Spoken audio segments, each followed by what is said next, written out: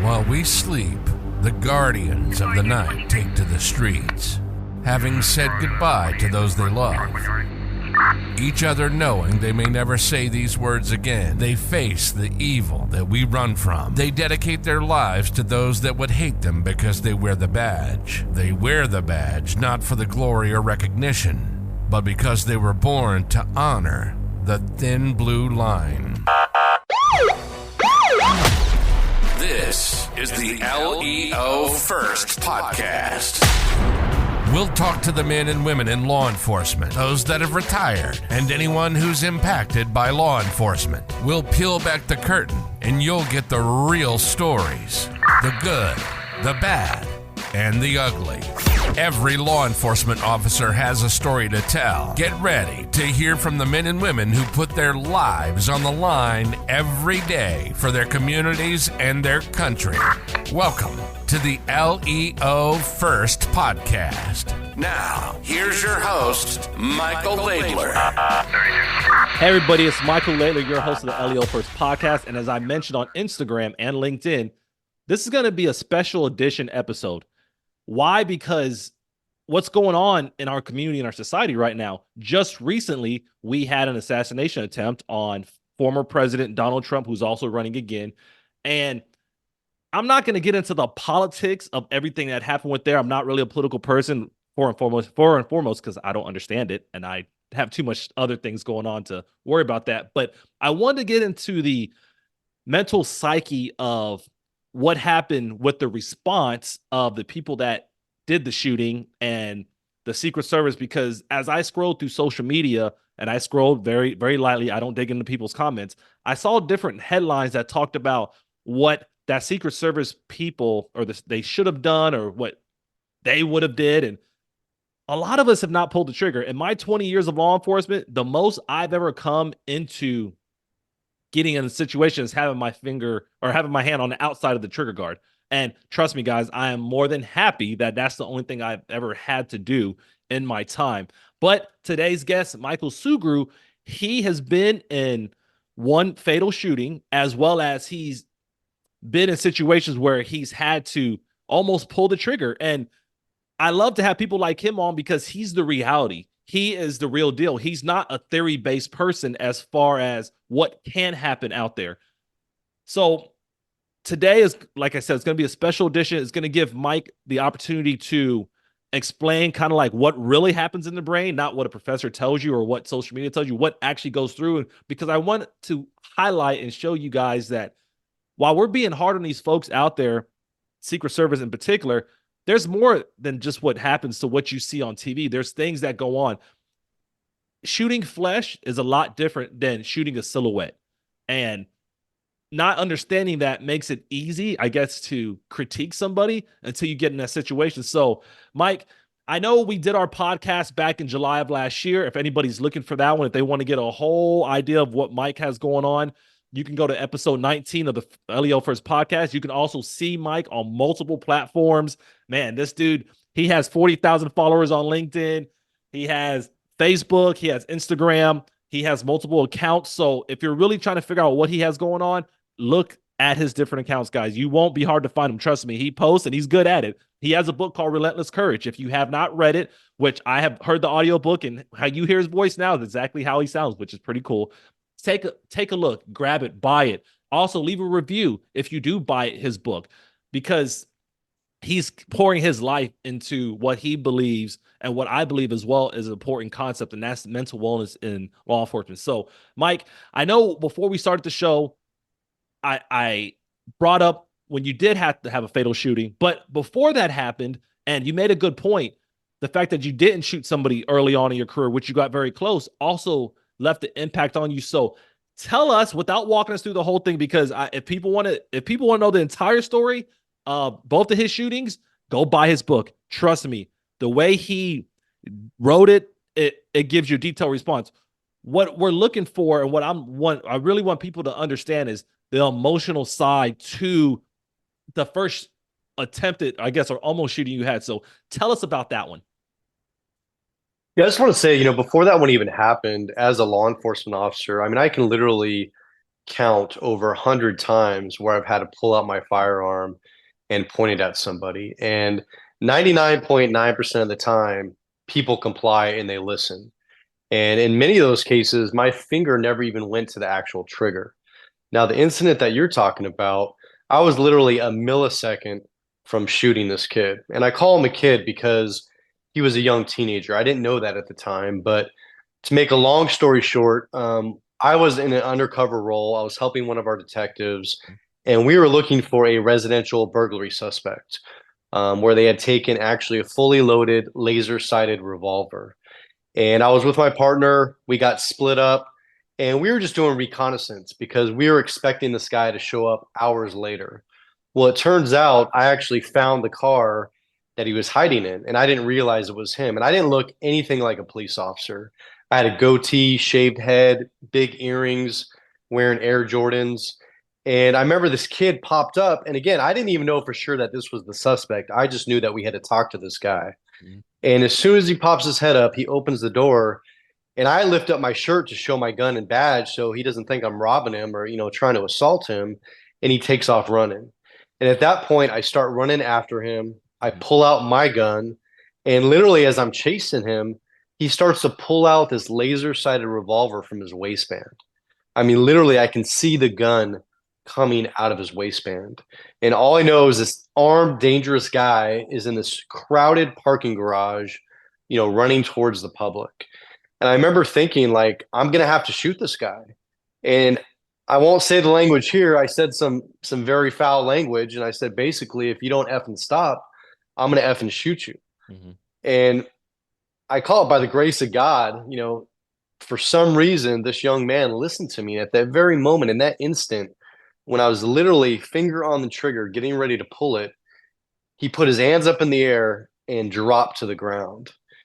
And, most people, when they're hearing this, they're thinking, well, like, what's the big deal? This kid, you didn't shoot him. He listened to you, he complied. But really, the gravity of that situation, it hit me almost immediately. I remember when my partner finally came up to me to help get him cuffed up, and we got him cuffed up. And as soon as we did, I just felt my body freaking collapse. Like, I literally felt my body weight collapse. I felt like I was going to pass out. And it was just this overwhelming physical, biological response. It was just this adrenaline dump where literally I'm fearing for my life. And I'm also fearing that I'm going to have to take somebody's life. And that incident, I will never, ever forget. And that happened back in like 2009, 2010. And I remember it now, 14 years later, just like it happened yesterday. And I remember when we cleared the scene finally, and I was in my boss's office. And again, I just collapsed. And I just had this overwhelming sense of emotion. I started tearing up. And all I could think about was, man, like, I could have killed this kid. And later I talked to him after we interviewed him, and I was like, man, what were you thinking? And this guy was actually, he was respectful. He was talking to me. He made a bad mistake. He made a bad decision, but he wasn't an evil person. He wasn't what I would call an inherently bad person. He just made a bad decision that day. And I remember talking to him thinking like, man, this is a good kid here, right? And I almost killed you. Like, do you realize this? And I remember just the look in his face, and I think it finally hit him, thinking like, man, I really could have died today. And it's crazy how that is the reality of even though you didn't take his life that day, it's like you almost lost a part of yourself because you could have taken it. And people that's never been in those situations, it's hard to explain. I know being in multiple academies throughout my life, multiple training, whatever, it's active shooter, whatever. It's a lot different when it's real and you can actually like end someone's life right there and then. And obviously, given your military background and your law enforcement background up to that point, you could have easily shot and killed him easily. And then everything else that comes with it, which we all know, anybody that's worn a uniform or been around anybody, we know how many more things happen in life. It ain't like you just have a shooting and you're back to work the next day. You go through a multitude of things, which we can talk about in a second, that could have happened that day. But the physical side, the emotional side is hard. Did you see it coming? Like that side of it? No, I mean, honestly, at that time, I was undercover on a California State Drug Task Force, and we were literally doing multiple high-risk entries almost every single day. And what I mean by that is basically like what a SWAT team would do. We're all geared up. We have ARs out, handguns out. We're blowing open doors on search warrants, parole searches, probation searches, going through people's houses, gun out, pointed at them, ordering them to the ground. And I felt invincible. I mean, I literally felt invincible, untouchable. And like I said, thank God in all those circumstances, people listened, they complied, they stopped right away. I mean, as soon as they saw my gun pointed at them, they froze, whereas this kid is literally sees my gun, he's running for me, and he's pulling out the gun from his waistband. And again, we don't know his motivation, right? I mean, he could have been pulling the gun out just to throw it away because he doesn't want to be associated with the gun, or he doesn't want to be holding the gun and get shot. And he doesn't realize there's that in between time where, hey, if you're pulling it out, in my mind, I'm thinking you're going to shoot somebody in the parking lot or you're going to shoot me. I don't know that you may be trying to toss it away from you, to get rid of evidence or distance yourself from the handgun. And oftentimes we only have split seconds literally to make a life or death decision. I mean, literally, that's how fast it can happen. And people don't realize the reaction versus action. They don't realize how fast things can happen. And if somebody has the upper hand on you, like this kid, if he's already got the gun out, odds are he's going to get a shot off before I do. Man, I've had situations where I've seen people running or ditching guns, and I've always been very happy when I saw them throw it versus turn around and point at me. I've never had up to this point in my life, especially on duty. I don't think, hopefully not off duty either, but especially off duty or especially on duty. I've never had anybody point a gun at me. I can't remember. I want to say off duty is the same thing, Mike, but I don't want to lie. I'm pretty sure I haven't been in any of those situations, but I've for sure know on duty. So all the times I've been in those situations, you're right. Like anything you say, all right, police gun or drop your weapon. They see whatever they see, whether it's the badge, the uniform, whatever gear, they usually just drop it. But like you said, in your case, it was complete opposite. Whatever was going on with his mind, obviously you're not a mind reader. You just know that, hey, he has a gun. He can either throw it or he can shoot me. It's kind of that's the only two options you kind of have in that moment.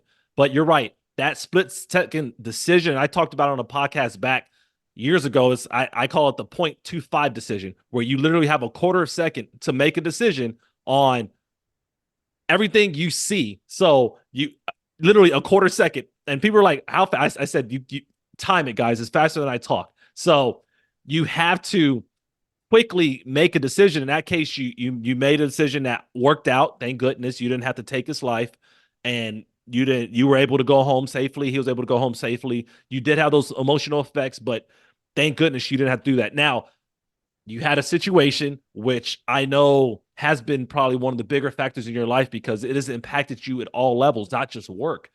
And that was the fatal shooting you were involved in. So tell us the emotions that go with an actual shooting when you actually pull the trigger and take someone else's life. It's really hard to describe, and I'll first say it's a huge mix of feelings and emotions. In my case, I immediately felt like I was in shock, like this wasn't real. It was almost like time stopped and everything just froze, and I literally couldn't believe that there was somebody dead right in front of me. I mean, literally just a few feet from me. I mean, blood gushing. I mean, just horrific wounds. And there's this sense of relief that you're still alive, but then there's the shock that this really just happened. Because what I think most people don't understand is that 99.9% of all law enforcement officers will never shoot anybody in their entire career. I mean, that is a fact. Now, the public won't think that or believe that because if you watch the news, you watch TV shows, the media, you would think that police officers are getting in shootings every single day. And if you average it out, yeah, there is a police officer somewhere in the US getting in a shooting. But as far as at the individual level, most officers never have to shoot somebody. And so this is something that we train for, we prepare for, we talk about it, we expect it, we say we're ready for it. But the reality is, fortunately, and I say fortunately and luckily for most people, it never is a reality. And for me, unfortunately, it is a reality. And I don't wish this upon anybody. In my case, my shooting was completely justified. We saved a couple that a guy with a butcher knife was trying to kill, and then try to kill myself and my fellow officers. But that's not the point here. The point is that I took a human life, and I have to live with that forever. And this shooting happened at the very end of 2012, December 27th, 2012. And it still affects me today, and I know it will affect me for the rest of my life. Now, when I talk about this kind of wave of emotions, at the scene, it's that shock. And then it's like, you got to pull your head out of your ass and get back in the game because, there's no one coming right away. Like, you're it. And in my case, I had every officer in the city on scene. I was the only supervisor on duty. And it was going to be some time before relief could come or people could come over and take over that crime scene. So I had to get back in the game and get back operational. And so for that moment, I was able to push those emotions and feelings aside and start doing work, start directing people to check, the neighbors, because there's connected condominiums on both sides, to set up crime scene tape, to secure evidence, like to do the things that have to happen. And so I think the real flood of emotions came later when I finally leave the scene and I got taken back to the police department. And after a series of different events, I got in a room by myself. I remember just sitting there, just thinking, like, what the heck just happened? And I had said this, but he was, man, like brand new agent, this here. It hasn't happened the entire time you've been with this agency. Like, you guys saved lives. You saved your own life. And part of me was pumped up. Like, part of me was like, fuck yeah, man. Like, I'm alive. Like, this shitbag is dead, right? But I didn't know the whole backstory. I didn't know who this guy was. I didn't know why this incident happened. And so that's another factor when later on I learn about who this guy was and that he wasn't a hardened criminal, that he wasn't a dirtbag, that something happened that night. We don't know what. We don't know if it was a psychotic break, if it was drug-induced psychosis. But up until that moment, this was a good young man who was well-liked, was respected, he was loved. And again, I have to live with the fact that a parent lost their son, an identical twin brother lost his brother, and these are the things that I don't think most people think about or realize. And I also remember too that, you know what, I'm just going to push these feelings away. I'm going to push this away. This isn't going to bother me. I didn't know this person. I'm going to go back to work. I'm going to go on with my life. Things are going to be good. And that worked for a little bit, but meanwhile, I'm isolating at work. I'm isolating off duty. I'm isolating with my family. I'm starting to have constant nightmares, this face, this image. I just can't get it out of my dreams. I'm starting to drink too much. My personal life is literally starting to fall apart. But when I'm at work, I'm operational. Like I said, when we're operational, we're good to go. We're getting the job done. But it's in that downtime, I think, when it affects us most. Yeah, and that's kind of what I'm happy you touched on both of those stories and you really highlighted everything you even have to do after you do pull the trigger. Like sometimes like people, and I've kind of been in that boat too before I started to pay attention to what people like you have going on or have had happen to them. It's like you shoot, okay, you're back 10-8 again. No, your mind has to process things, but there's, like you said, you were the only supervisor on scene, so you still had to maintain your composure. It wasn't like you were a line officer who was in the shooting and then the supervisor said, okay, give me your gun or whatever, go, you've been relieved. Oh, you're still in charge. So even at your level, you were still held to even a higher standard than the average officer that didn't have any leadership ranks. So the fact that you were able to get through it was extremely important. Obviously, thank you. Thank you for sharing that. That I think people, it's good for them to hear that it's just not an easy turnover or turnaround when things happen. So when you saw like the story over the weekend with the attempted assassination on Trump and stuff like that, and obviously flashbacks happen. That's something else people have to realize is that if you went through anything similar, it's gonna creep back in your mind. That's just how your brain works. Like, what were some of your thoughts, not based on the political side, but particularly in the realm of the actual taking of another life from the Secret Service office, speaking from the law enforcement standpoint? I'll have to tell you, the thing that got me the most was, and I saw it on social media. I don't remember where, but it was in my feed, and it was a picture of the shooter with just blood coming out of his head. He was dead. In this picture, there's nobody around him, so it looked like it was taken from a distance. But that immediately brought me right back to my shooting, and I literally imagined like that person, literally just a couple feet from me, obviously dead. In this picture, this guy was obviously dead. And I started thinking like, some people are saying, well, that's the end of it, right? The threat is neutralized. And for me, I remember thinking, no, this is just the beginning. And it's just the beginning for a lot of people, not just the shooter. But in this case, and I don't know all the details, but from what I've seen, it looked like there was two snipers that were on that roof that were side by side. And I don't know if one was acting as a spotter and one was acting as a sniper, but it looked to me like they're both snipers. They both had long rifles. And I started thinking, like in my shooting, there was three other officers involved in it, and we had two separate volleys of shots. In the first volley of shots, there was two other officers that fired their service weapons, but neither one of them hit the suspect. And in the second volley of shots, there was one other officer with me, and we both hit him.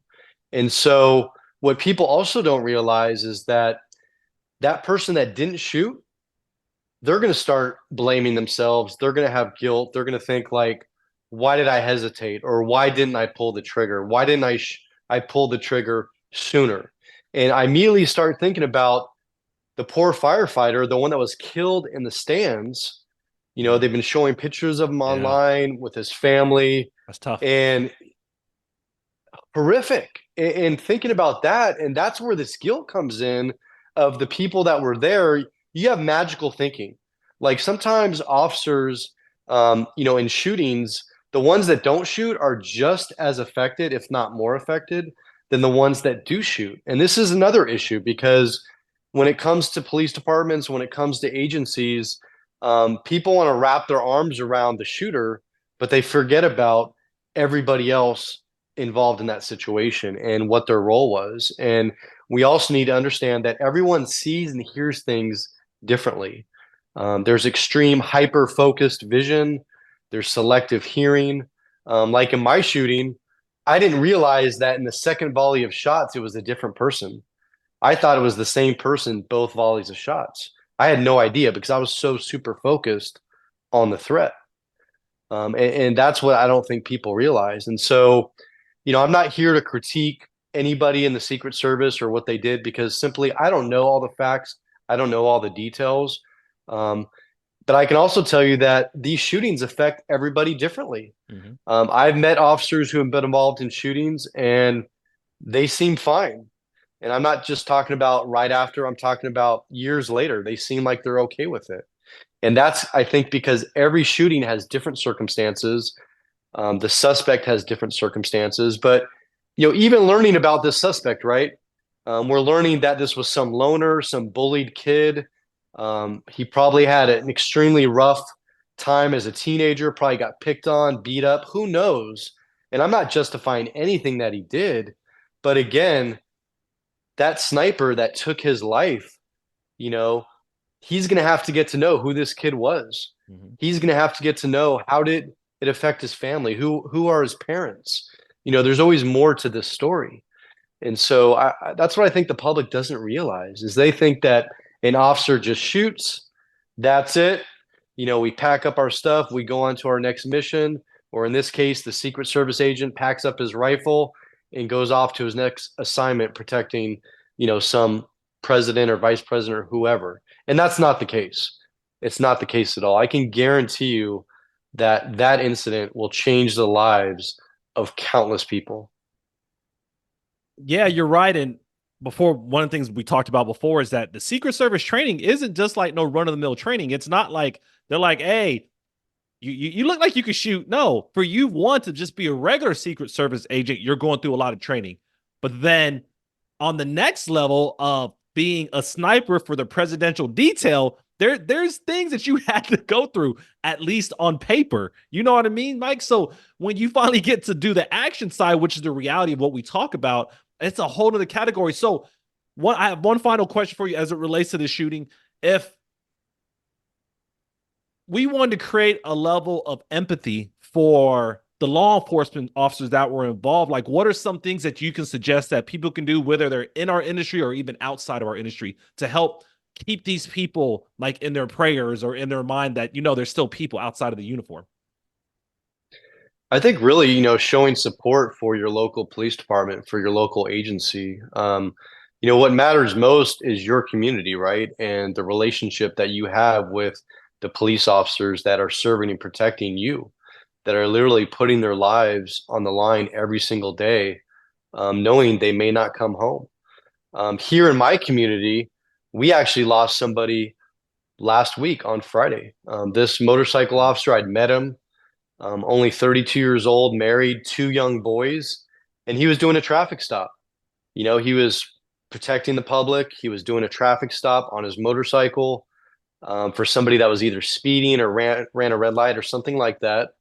And while he was doing that, somebody who was on drugs, who has 2 previous DUIs, was passing cars on the shoulder and hit this officer at 65 miles per hour, killing him instantly.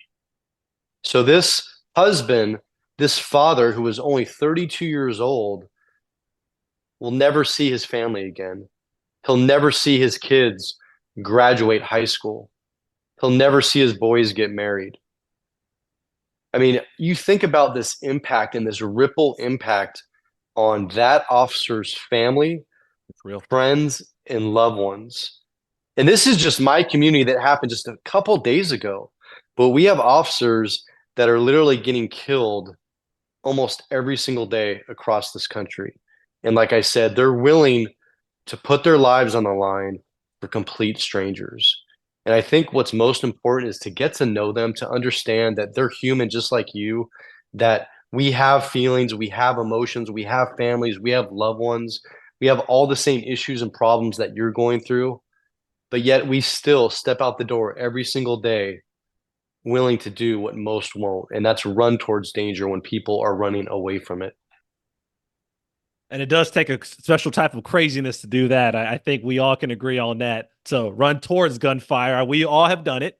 Well, at least most of us in the law. If you have, let's say, I'm gonna throw a number. If you have at least 5 years in your career, you probably ran towards some gunfire or some high stress incident or situation that most people would have like, we're gonna go the other way. But in uniform, especially, we just have kind of like that innate mindset, like, you know what, we're going to protect and serve. Like, it's not just a catchphrase, it's like a legit thing. So Mike, like I said, I love that you were able to come on 2 or 3 days after this incident. I know I also promised you that I wouldn't take a lot of your time, but I really wanted people to hear from someone that actually has been involved in a fatal incident. Like, I think it's important that we don't have a lot of theorists or a lot of people that think they know what happened to someone emotionally during a shooting or after, because like you said, we're all real and we're all humans. Like putting on a uniform is optional, but being a person is still being a person. So the fact that you were able to share that with us, I know my audience will enjoy it.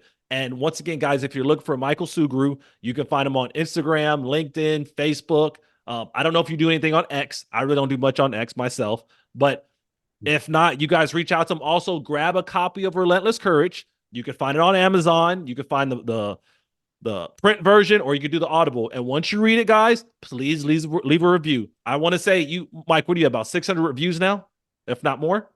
715 total, but we're 3 away from 600 on Amazon. So yeah, it's getting up there. Yeah, guys. So you guys know, obviously, what he's doing is important. He loves what he does. He's based out of California. So if there's any training coordinators or associations looking to speak, the book Michael, he's right there. Obviously, he travels everywhere. We actually met in person in Virginia last year. So I can tell you that what we're doing is real. And for you guys, I hope you enjoyed this episode. If you have enjoyed what you heard, make sure you share it with somebody. You repost it, you share it, because this is real stuff, guys. This isn't ethereal talking. This is reality. And this is what we want you to know, like, what happened a few days ago from the law enforcement element isn't normal. And these people that were involved at all levels, whether it's family, politicians, there's still people too, and law enforcement, you still have to have an empathetic side to what they went through, because that is a life-changing event for everyone involved. So